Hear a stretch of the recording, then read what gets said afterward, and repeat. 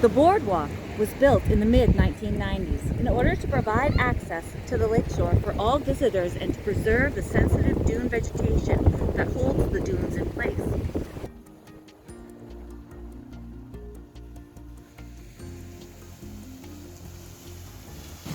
The boathouse was 400 feet from the lighthouse, situated on the shore.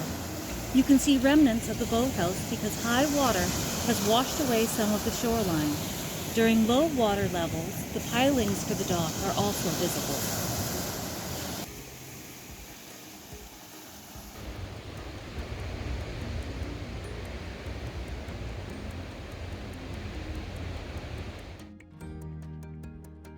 One of the lighthouse keepers had masonry skills, so to pass the time, he organized the lighthouse children to carry rocks up from the beach and began creating the rock wall.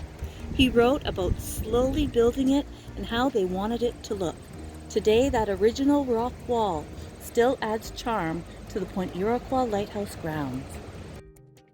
The kiosk has local information, including excerpts from the lighthouse keepers' journals,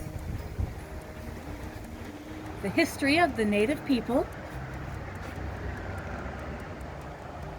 an explanation of how the area acquired its name,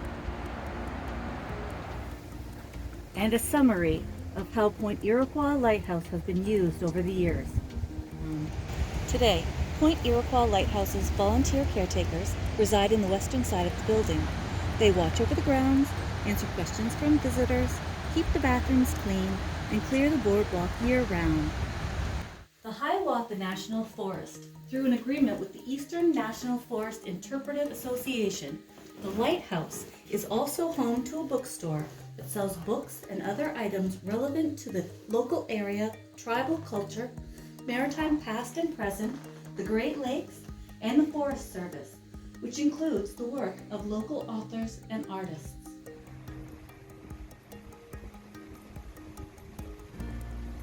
Community involvement has been crucial to the preservation of Point Iroquois Lighthouse over the years.